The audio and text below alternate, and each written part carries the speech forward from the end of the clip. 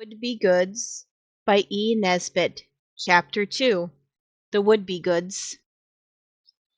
When we were sent down into the country to learn to be good, we felt it was rather good business because we knew our being sent there was really only to get us out of the way for a little while. And we knew right enough that it wasn't a punishment, though Mrs. Blake said it was, because we had been punished thoroughly for taking the stuffed animals out and making a jungle on the lawn with them and the garden hose. And you cannot be punished twice for the same offense. This is English law. At least I think so. And at any rate, no one would punish you 3 times. And we'd had the Malacca cane and the solitary confinement, and the uncle had kindly explained to us that all ill feelings between him and us was wiped out entirely by the bread and water we had endured. And what with the bread and water and being prisoners and not being able to tame any mice in our prisons, I quite feel that we had suffered it up thoroughly, and now we could start fair. I think myself that descriptions of places are generally dull, but I have sometimes thought that was because the authors do not tell you what you truly want to know. However, dull or not, here goes, because you won't understand anything unless I tell you what this place was like. The Moat House was the one we went to stay at. There has been a house there since Saxon times. It is a manor, and a manor goes on having a house on it, whatever happens. The Moat House was burnt down once or twice in ancient centuries. I don't remember which, but they always build a new one, and Cromwell's soldiers smashed it about, but it was patched up again. It is a very odd house. The front door opens straight into the dining room, and there are red curtains and black and white marble floor like a chessboard, and there's a secret staircase, only it's not secret now, only rather rickety. It is not very big, but there is a watery moat all around it, with a brick bridge that leads to the front door. Then on the other side of the moat there is a farm, with barns and houses and stables or things like that. And the other way the garden lawn goes on till it comes to the churchyard. The churchyard is not divided from the garden at all except by a little grass bank. In the front of the house there is more garden, and the big fruit garden is at the back. The man the house belongs to likes new houses, so he built a big one with conservatories and a stable, with a clock in a turret on top, and he left the moat house.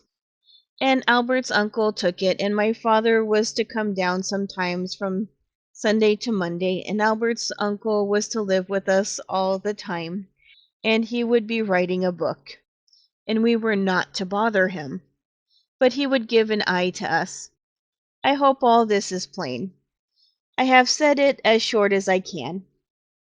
We got down rather late, but there was still light enough to see the big bell hanging at the top of the house. The rope belonging to it went right down the house, through our bedroom, to the dining room.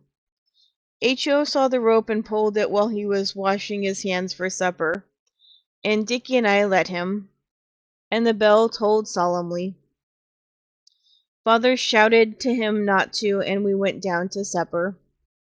But presently there were many feet trampling on the gravel, and Father went out to see. When he came back, he said the whole village or half of it has come up to see why the bell rang. It's only rung for the fire or burglars. Why can't you kids let things alone? Albert's uncle said, bed follows supper as the fruit follows the flower. They'll do no more mischief tonight, sir. Tomorrow I will point out a few of the things to be avoided in this bucolic retreat. So it was bed directly after supper, and that was why we did not see much that night. But in the morning we were all up rather early, and we seemed to have awakened in the new world rich in surprises beyond the dreams of anybody, as it says in the quotation. We went everywhere we could in the time, but when it was breakfast time, we felt we had not seen half or a quarter. The room we had breakfast in was exactly like in a story, black oak panels and china in the corner cupboards with glass doors. These doors were locked. There were green curtains and honeycomb for breakfast. After brekker, my father went back to town, and Albert's uncle went too, to see publishers. We saw them to the station, and father gave us a long list of what we weren't to do. It began with, "Don't pull ropes unless you're quite sure what will happen at the other end," and finished with, "For goodness sake, try to keep out of mischief till I come down on Saturday." There were lots of other things in between. We all promised we would, and we saw them off and waved till the train was quite out of sight. Then we started to walk home. Daisy was tired, so Oswald carried her home on his back. When we got home, she said, "I do like you, Oswald." She was not a bad little kid, and Oswald felt it was his duty to be nice to her because she was a visitor. Then we looked all over everything. It was a glorious place. You did not know where to begin. We were all a little tired before we found the hayloft, but we pulled ourselves together to make a fort with the trusses of hay, great square things, and we were having a jolly good time, all of us, when suddenly a trapdoor opened and a head bobbed up, with a straw in its mouth. We knew nothing about the country then, and the head really did scare us rather, though of course we found out directly that the feet belonging to it were standing on a bar of the loose box underneath. The head said, "Don't you let the governor catch you a spoilin' of that there hay, that's all," and it spoke thickly because of the straw. It is strange to think how ignorant you were in the past. We could hardly believe now that once we really did not know that it's spoiled hay to mess about with it. Horses don't like to eat it afterwards. Always remember this. When the head had explained a little more, it went away, and we turned the handle of the chaff-cutting machine, and nobody got hurt, though the head had said we should cut our fingers off if we touched it. And then we sat down on the floor, which is dirty with the nice clean dirt that is more than half chopped hay, and those there was room for hung their legs down out of the top door, and we looked down at the farmyard, which is very slushy when you get down to it, but most interesting. Then Alice said, "Now we're all here and the boys are tired enough to sit still for a minute, I want to have a council." We said, "What about?" And she said, "I'll tell you. H.O., don't wiggle so. Sit on my frock if the straw tickles your legs. You see, he wears socks, and so he can never be quite as comfortable as anyone else." "Promise not to laugh," Alice said, getting very red and looking at Dora, who got red too. We did, and then she said, "Dora and I have talked this over, and Daisy too, and we have written it down because it is easier than saying it. Shall I read it, or will you, Dora?" Dora said it didn't matter. Alice might. So Alice read it, and though she gabbled a bit, we all heard it. I copied it afterwards. This is what it read. "New Society for Being a Good In. I, Dora Bastable, and Alice Bastable, my sister, being of sound mind and body, when we were shut up with bread and water on that jungle day, we thought a great deal about our naughty sins, and we made our minds up to be good for ever after. And we talked to Daisy about it, and she had an idea. So we wanted to start a society for being good in. It is Daisy's idea, but we think so too." "You know," Dora interrupted, "when people want to do good things, they always make a society. There are thousands.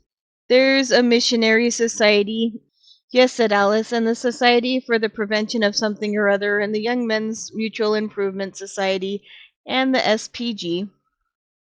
What's the SPG? Oswald asked. Society for the Propagation of the Jews, of course, said Noel, who cannot always spell. No, it isn't, but do let me go on. Alice did go on. We propose to get up a society with a chairman and a treasurer and a secretary, and keep a journal book saying what we've done. If that doesn't make us good, it won't be my fault. The aim of this society is nobleness and goodness and great and unselfish deeds. We wish not to be such a nuisance to grown-up people and to perform prodigies of real goodness. We wish to spread our wings. Here Alice read very fast. She told me afterwards Daisy had helped her with that part, and she thought when she came to the wings she sounded rather silly. To spread our wings and rise above the kind of interesting things that you ought not to do, but do kindness to all, however low and mean. Denny was listening carefully. Now he nodded 3 or 4 times. Little words of kindness, he said, little deeds of love. Make this earth an eagle, like the one above.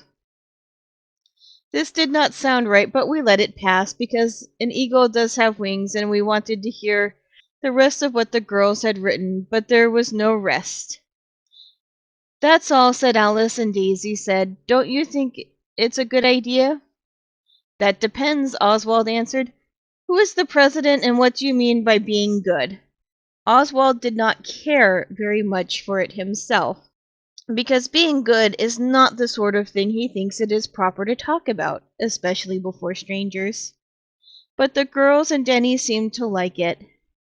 So Oswald did not say exactly what he thought, especially as it was Daisy's idea. This was true politeness. I think it would be nice, Noel said, if we made it sort of a play. Let's do the Pilgrim's Progress.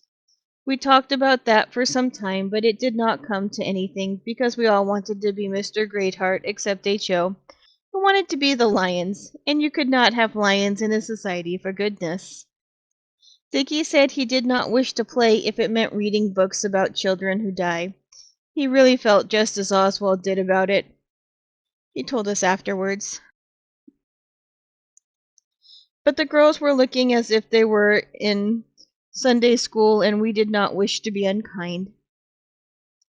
At last Oswald said, Well, let's draw up the rules of the society and choose the president and settle the name. Doris said Oswald should be president, and he modestly consented.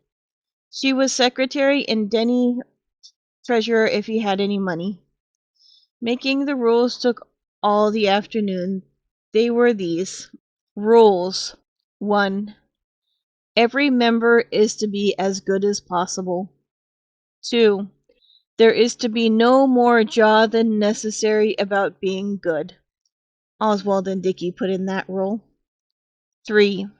No day must pass without our doing some kind action to a suffering fellow creature. 4. We are to meet every day or as often as we like.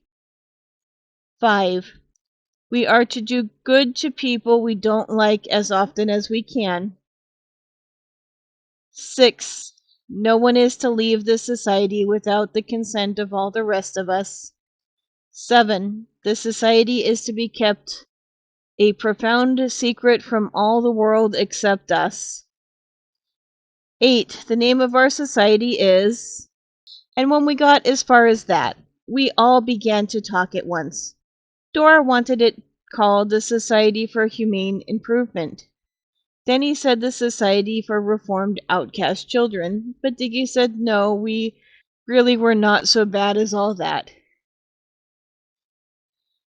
Then H.O. said call it the Good Society, or Society for Being Good, and said Daisy, or the Society of Goods, said Noel.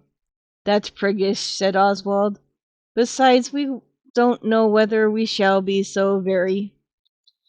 You all see, explained Alice. We only said if we could, we would be good. Well then, Dickie said, getting up and beginning to dust the chopped hay off himself, call it the Society of the Would-Be-Goods, and have done with it. Oswald thinks Dickie was getting sick and tired of it and wanted to make himself a little disagreeable.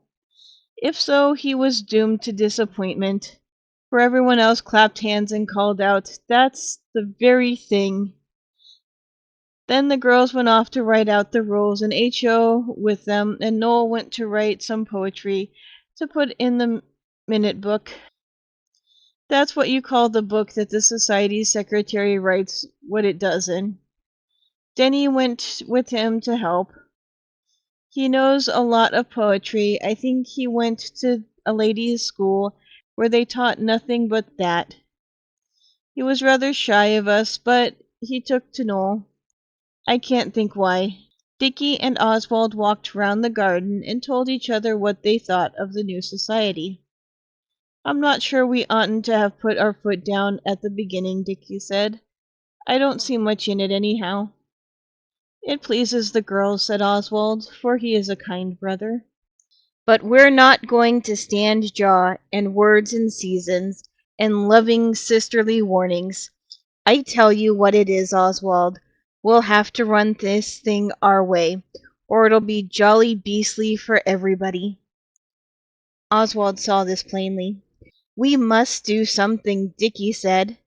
"It is very, very hard, though. Still, there must be some interesting things that are not wrong."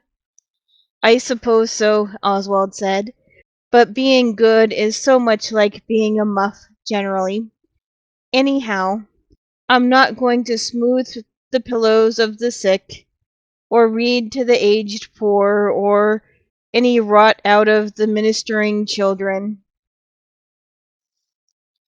"No more am I," Dickie said, and he was chewing a straw like the head had in his mouth. "But I suppose we must play the game fair. Let's begin by looking out for something useful to do. Something like mending things or cleaning them, not just showing off.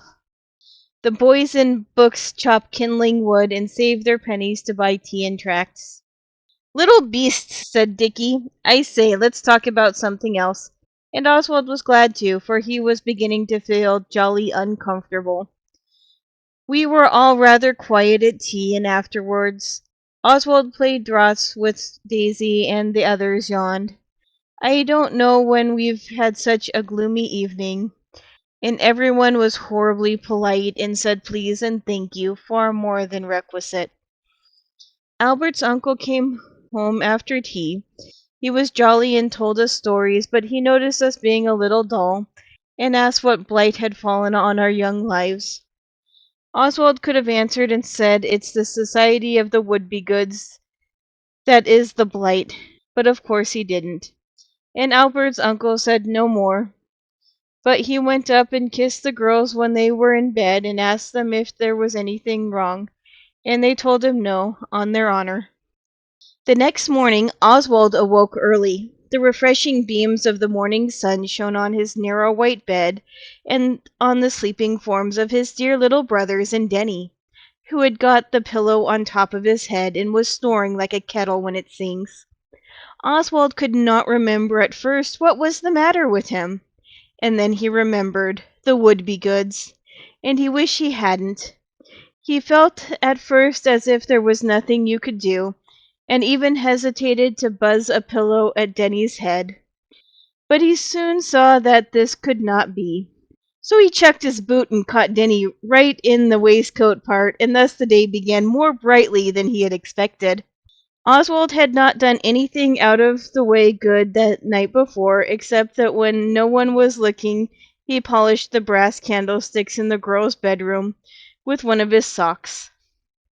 And he might just as well have let it alone, for the servants cleaned it again with the other things in the morning, and he could never find the sock afterwards.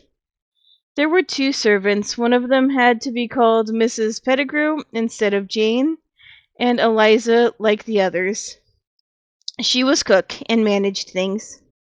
After breakfast, Albert's uncle said, "I now seek the retirement of my study. At your peril violate my privacy before 1:30 sharp. Nothing short of bloodshed will warrant the intrusion, and nothing short of man, or rather boy, slaughter shall avenge it. So we knew he wanted to be quiet, and the girls decided that we ought to play out of doors so as not to disturb him. We should have played out of doors anyhow on a jolly fine day like that. But as we were going out, Dickie said to Oswald, "I say, come along here a minute, will you?" So Oswald came along, and Dickie took him into the parlor and shut the door, and Oswald said, "Well, spit it out, what is it?" "Well, spit it out, what is it?" He knew it was vulgar, and he would not have said it to anyone but his own brother. Dickie said, "It's a pretty fair nuisance. I told you how it would be." And Oswald was patient with him and said, "What is? Don't be all day about it." Dickie fidgeted about a bit, and then he said, "Well, I did as I said. I looked about for something useful to do. And you know that dairy window that wouldn't open? Only a little bit like that? Well, I mended the catch with wire and whipcord, and it opened wide." "And I suppose they didn't want it mended?" said Oswald. He knew but too well that grown-up people sometimes like to keep things far different from what we would, and you catch it if you try to do otherwise. "I shouldn't have minded that," said Dickie, "because I could easily have taken it all off again if they'd only said so. But the sillies went and propped up a milk pan against the window. They never took the trouble to notice that I had mended it. So the wretched thing pushed the window open all by itself directly they propped it up, and it tumbled through into the moat. And they are most awfully waxy. All the men are out in the fields, and they haven't any spare milk pans. If I was a farmer, I must say I wouldn't stick at an extra milk pan or two. Accidents must happen sometimes. I call it mean." Dickie spoke in savage tones, but Oswald was not so unhappy. First because it wasn't his fault, and next because he is a far-seeing boy. "Never mind," he said kindly. "Keep your tail up. We'll get the beastly milk pan out all right. Come on." He rushed hastily to the garden and gave a low, signifying whistle which the others know well enough to mean something extra being up. And when they were all gathered round him, he spoke. "Fellow countrymen," he said, "we're going to have a rousing good time." "It's nothing naughty, is it?" Daisy asked, "like the last time you had that was rousingly good?" Alice said shh, and Oswald pretended not to hear. "A precious treasure," he said, "has inadvertently been laid low in the moat by one of us." "The rotten thing tumbled in by itself," said Dickie. Oswald waved his hand and said, "Anyhow, it's there. It's our duty to restore it to its sorrowing owners. I say, look here, we're going to drag the moat." Everyone brightened up at this. It was our duty, and it was interesting, too. This is very uncommon, so we went out to where the orchard is, at the other side of the moat. There were gooseberries and things on the bushes, but we did not take any until we had asked if we might. Alice went in and asked Mrs. Pettigrew, said, "Well, I suppose you'd eat 'em anyhow, leave 'em or no." She little knows the honourable nature of the House of Bastable, but she has much to learn. The orchard sloped gently down to the dark waters of the moat. We sat there in the sun and talked about dragging of the moat till Denny said, "How do you drag moats?" And we were speechless, because though we had read many times about a moat being dragged for missing heirs and lost wills, we had never really thought about exactly how it was done. "Grappling irons are right, I believe," Denny said, "but I don't suppose they'd have any at the farm." And as asked and found they had never even heard of them. I think myself he meant some other word, but he was quite positive. So then we got the sheet off Oswald's bed, and we took our shoes and stockings off, and we tried to see if the sheet would drag the bottom of the moat, which is shallow at that end. But it would keep floating on the top of the water, and when we tried sewing stones into one end of it, it stuck on something in the bottom, and when we got it up, it was torn. We were very sorry, and the sheet was an awful mess, but the girls said they were sure they could wash it in the basin in their room, and we thought as we had torn it anyways, we might as well go on. That washing never came off. No human being, Noel said, knows half the treasures hidden in this dark tarn. And we decided we would drag a bit more at that end and work gradually round to under the dairy window where the milk pan was. We could not see that part very well because of the bushes that grow between the cracks of the stone where the house goes down into the moat. And opposite the dairy window, the barn goes straight down into the moat too. It looks like pictures of Venice, but you cannot get opposite the dairy window anyhow. We got the sheet down again when we had tied the torn parts together in a bunch with strings, and Oswald was just saying, "Now then, me hearties, pull together, pull with a will. 1, 2, 3, when suddenly Dora dropped her bit of the sheet with a piercing cry out, "Oh, it's all wormy at the bottom! I felt them wriggle!" And she was out of the water almost before the words were out of her mouth. The other girls all scuttled out too, and they let the sheet go in such a hurry that we had no time to steady ourselves, and one of us went right in, and the rest got wet up to our waistbands. The one who went right in was only H.O., but Dora made an awful fuss and said it was our fault. We told her what we thought, and it ended in the girls going in with H.O. to change his things. We had some more gooseberries while they were gone. Dora was in an awful wax when she went away, but she is not of a sullen disposition, though sometimes hasty. And when they all came back, we saw it was right, so we said, "What shall we do now?" Alice said, "I don't think we need to drag any more. It is wormy. I felt it when Dora did.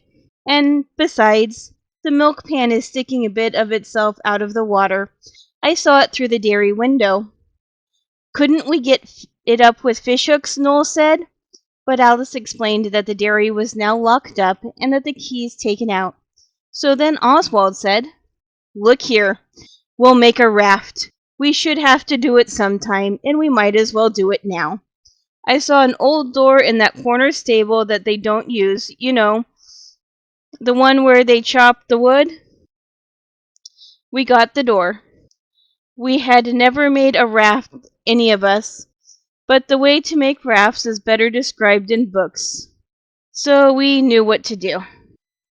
We found some nice little tubs stuck up on the fence of the farm garden, and nobody seemed to want them for anything just then, so we took them. Denny had a box of tools someone had given him for his last birthday. They were rather rotten little things, but the gimlet worked all right, so we managed to make some holes in the edges of the tub and fasten them with strings under the four corners of the old door. This took us a long time. Albert's uncle asked us at dinner what we had been playing at, and we said it was a secret, and was nothing wrong. You see, we wished to atone for Dickie's mistake before anything more was said. The house has no windows in the side that faces the orchard. The rays of the afternoon sun were beaming along the orchard grass when at last we launched the raft. She floated out beyond reach with the last shove of the launching, but Oswald waded out and towed her back. He's not afraid of worms. Yet if he had known of the other things that were in the bottom of that moat, he would have kept his boots on. So would the others, especially Dora, as you will see.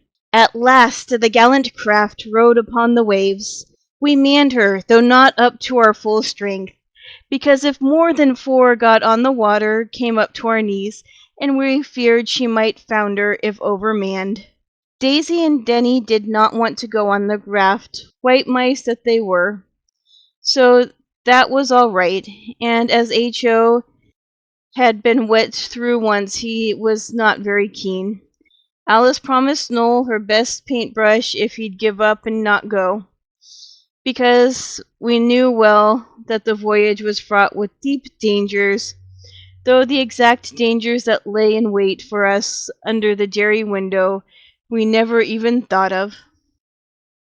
So we 4 elders got on the raft very carefully, and even then every time we moved the water swished up over the raft and hit our feet. But I must say it was a jolly decent raft.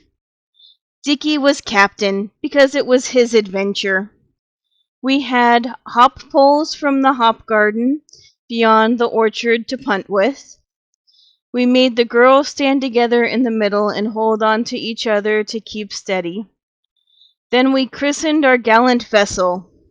We called it Richard, after Dickie, and also after the splendid admiral who used to eat wine glasses and died after the Battle of the Revenge in Tennyson's poetry. Then those on shore waved a fond adieu, as well as they could with the dampness of their handkerchiefs, which we had had to use to dry our legs and feet when we put on our stockings for dinner, and slowly and stately the good ship moved away from shore, riding on the waves as though they were her native element.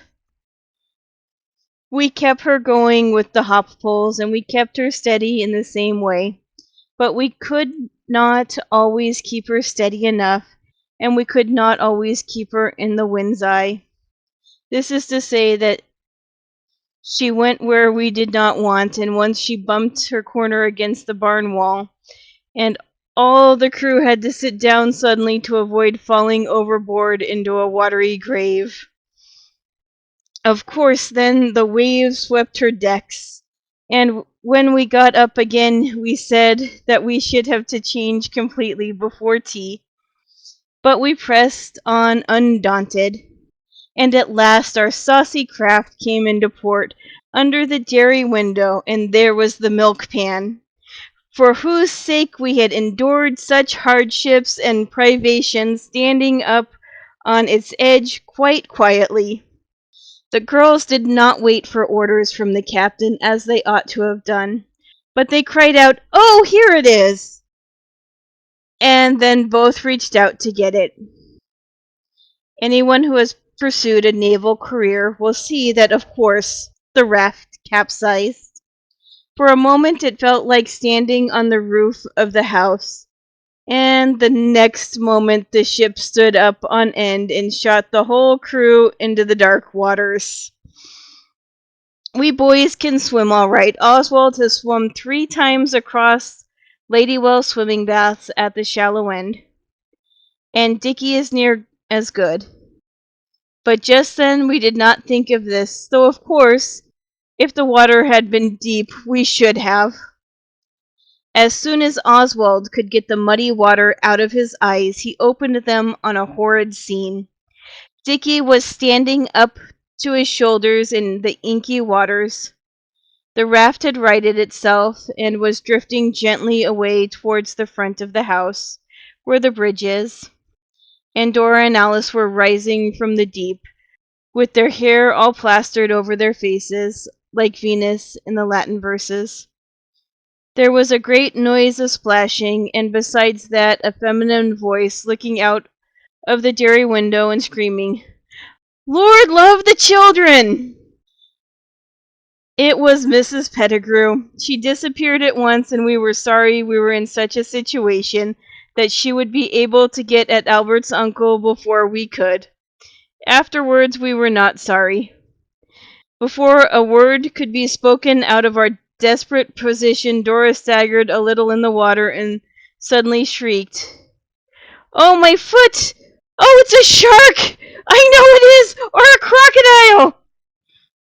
The others on the bank could hear her shrieking, but they could not see us properly. They did not know what was happening. Noel told me afterwards he could never care for that paintbrush. Of course we knew it could not be a shark, but I thought of a pike, which are large and very angry always. I caught hold of Dora. She screamed without stopping. I shoved her along to where there was a ledge of brickwork and shoved her up till she could sit on it. Then she got her foot out of the water, still screaming. It was indeed terrible. The thing she thought was a shark came up with her foot, and it was horrid, jagged, old meat tin, and she had put her foot right into it. Oswald got it off, and directly he did so, blood began to pour from the wounds. The tin edges had cut her in several spots. It was a very pale blood because her foot was wet, of course. She stopped screaming and turned green. I thought she was going to faint, like Daisy did on the jungle day. Oswald held her up as well as he could, but it really was one of the least agreeable moments in his life, for the raft was gone, and she couldn't have waded back anyway. And we didn't know how deep the moat might be in other places. But Mrs. Pettigrew had not been idle. She is not a bad sort, really. Just as Oswald was wondering whether he could swim after the raft and get it back, a boat's nose shot out from under the dark archway a little further up from the house. It was the boathouse, and Albert's uncle had got the punt and took us back in it. When we had regained the dark arch where the boat lives, we had to go up the cellar stairs. Dora had to be carried. There was but little said to us that day.